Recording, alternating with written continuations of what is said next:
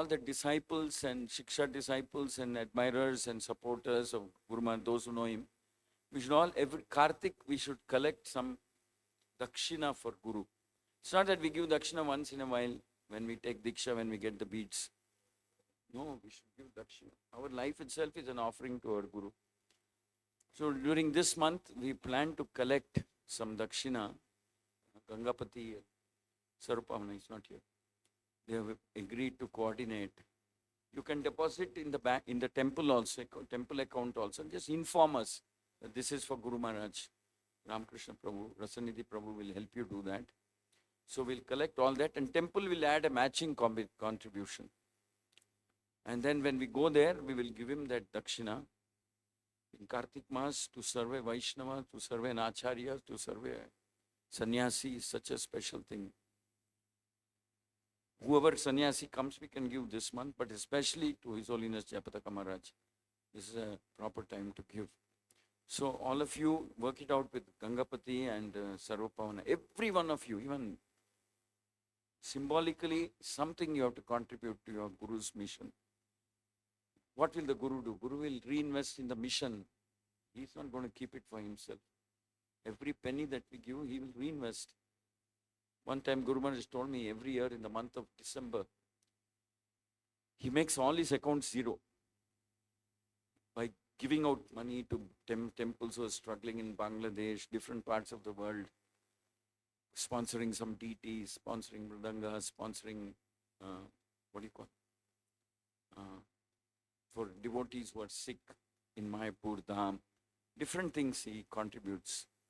Recently he announced that for those devotees who cannot afford medical care in Mayapur, who stay in Mayapur, who cannot afford, Guru Maharaj said, I will set up a fund. I will make the first contribution. Pretty significant contribution. He's inviting people to contribute. So all that money will go into a fund, trust fund. Out of that fund, the interest of that fund or a fund, medical care will be given to different dhamvasis. The idea is that nobody should be denied medical care because he doesn't have money. He's a dhamvasi. Guru Maharaj uses money like that to further the mission of Lord Chaitanya.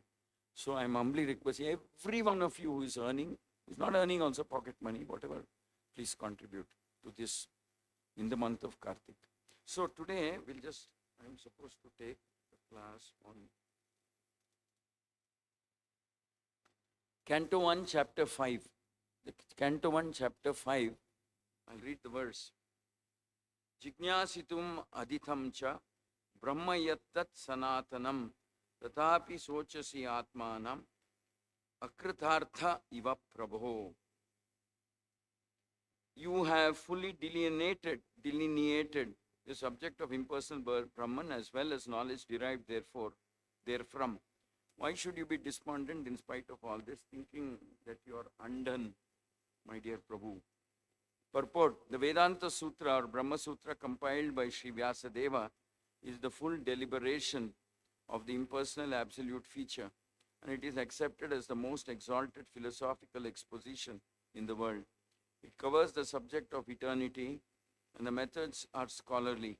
So there cannot be any doubt about the transcendental scholarship of Vyasa Deva. So why should he lament? So here, first canto, chapter 5. Vyasa Deva is speaking to his guru, Narada. And Vyasa Deva is expressing that he is feeling very depressed, heartbroken, very miserable, very dissatisfied. He's feeling all of that. So here, Narada Muni is asking, why are you feeling like, Mataji, you can wait another 5 minutes, take some prasadam and go. Why are you feeling like that? You have written Mahabharata, you have written, this is before he wrote Srimad Bhagavatam. You have written Mahabharata, you have written Brahma Sutras, Vedanta Sutra, you have written the Upanishads, you have written other Puranas. Why are you feeling so hopeless, depressed, lamenting? What is the problem? Why? Narada is asking his disciple, Vyasadeva. Actually, Narada is indirectly chastising his disciple. He's saying, You've written so much literature, but you are yourself, you are not happy. How can people who read this be happy? You tell me now. You have written and you are not happy. How will people who read it be happy? When you are not satisfied, how can this literature completely satisfy those who are reading it, who are reading? So in other words, Narada Muni is questioning Vyasadeva. What is the purpose of writing so much? You have written how to go to the heavenly kingdom, how to increase your lifespan, how to become strong, how to have a beautiful wife, how to have long life, how to become a king, how to become big, powerful, rich, long life. How can you defeat enemies? All that you have written. By the way, here and there you have written something about bhakti to Krishna, Narayana. But even the way you presented bhakti is very twisted. Because you are saying that if you worship Krishna, Krishna will fulfill your desires. So in other words, you have presented Krishna as almost like an ATM machine. You want something, go to Krishna. Okay, done, satisfied, Krishna is given. You want something else, again go to Krishna. You go repeatedly to an ATM machine only, right? So like that, you made Krishna into an ATM machine. So Narada Muni is asking very embarrassing questions to Vyasadeva. Thousands upon thousands of shlokas you have written, and by the way, Brahma Sutra is the most sophisticated, most complicated, most very cryptic, very difficult to understand scripture, Vedanta Sutra, also known as Brahma Sutras. But within those sutras, the entire secrets of creation are hidden. How it was created, what are the elements, what are the different energies that are acting in this world, elements which are acting, how these elements interact with each other, what is time, what is creation, what is this, what is that. Basically, what is Brahman? Brahman means that impersonal effulgence from the body of the Lord. He speaks so much about Brahman, not so much about the person whose effulgence it is, Vishnu, Krishna. He doesn't speak so much about Krishna. He speaks about Brahman. So he's written so much, he has written so much, and they are all so scholarly. People cannot even understand Vedanta Sutra properly. They get so confused when they read. So you have written, maybe you would have got a Nobel Prize for literature if you had written these days, or something like that. What's the use? Narada Muni is playing the role of a perfect guru. He's seeing his disciple, such a great personality, such a great scholar. Actually, Vyasadeva is the empowered incarnation of Vishnu himself. He's called what? What avatar? Shaktavesh avatar. He's actually he is invested with certain powers that Vishnu has given him. Even he also needs to go to his guru and hear the chastisement of his guru, surrender to his guru, accept instructions from his guru, seek guidance from his guru to correct himself. So Vyasadeva is enjoying it in one sense. He's saying, here is this fearless person, Narada. He's going around the whole universe. He's so knowledgeable about the essence of Vedic literature, essence of the knowledge. There's something called being familiar with all knowledge, something called being familiar with the essence, the secret, the gist of knowledge that Narada Muni has. So Vyasadeva is saying, you're almost like the eternal associate of Vishnu, Krishna. There's nothing that you don't know because you serve Vishnu so selflessly. Everything is revealed to you. Everything is revealed to you. There's nothing that you don't know. Will you now kindly tell me? So here Vyasa Uvacha, it says, all you have said about me is perfect, correct. Despite all that I have written, I am not pacified. I therefore question you about the root cause of my dissatisfaction. For you are the man of unlimited knowledge, due to your being the offspring of one Brahma. And also because you serve the Lord so completely, selflessly, perfectly, always, eternally engaged in the loving service of the Lord. There is nothing that is unknown to you. I'm sure you know why I'm feeling dissatisfied. So can you please explain to me why I'm feeling dissatisfied? Why I am despondent? Why I am depressed? Why I'm not joyful? Where did I go wrong? The great Vyasadeva is standing in front of Narada with folded hands and praying like this.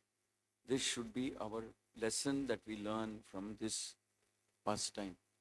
Stand in front of Guru, Krishna, Acharyas, Sadhus, Vaishnavas and say, please guide me, please instruct me. I don't want this life also to go as a waste. Already millions of lives I have wasted. Please guide me. Fearlessly instruct me and correct me. Whatever you feel is right for me. So a disciple should go to a guru and say, please tell me whatever is good for me, right for me. Not whatever I may like. And if the guru says something that you don't like, then you will reject a guru. Sometimes that also happens. You turn against the guru. No.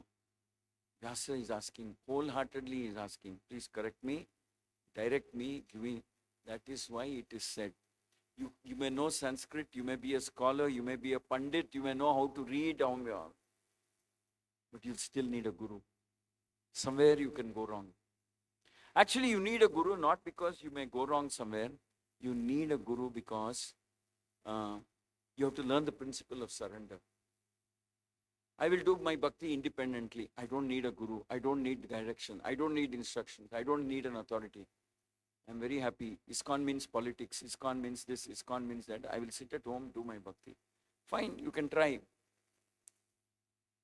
But you're only seeing one side of the coin. The other side of the coin is, this is where there are acharyas, gurus, people like Narada Muni, followers of Narada Muni, who can fearlessly guide you, correct you, inspire you. Otherwise, if you do bhakti on your own, you can be lost, fully lost.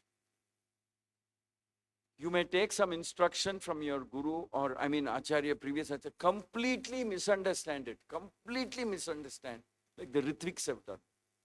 Completely, fully misunderstand what Prabhupada's intention was.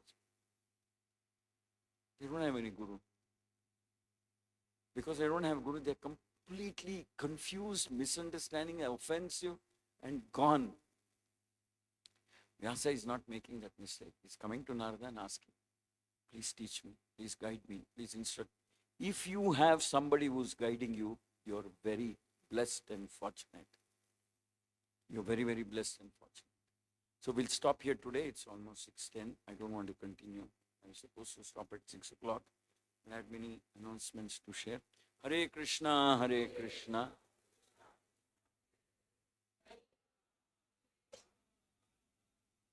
Granth Srimad Bhagavatam ki.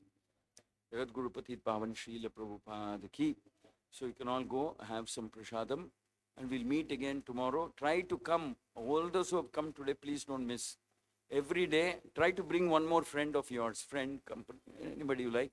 And I've told you already, we can work out some carpooling. Yanesh has a car. So many of you have cars. Our temple has 3-4 cars. What is the use of cars if we cannot use it now? So we can try and figure out something. We don't have drivers, but we have cars. We can do carpooling, bring from different points, bring all of you here. Thank you very much. Hare Krishna.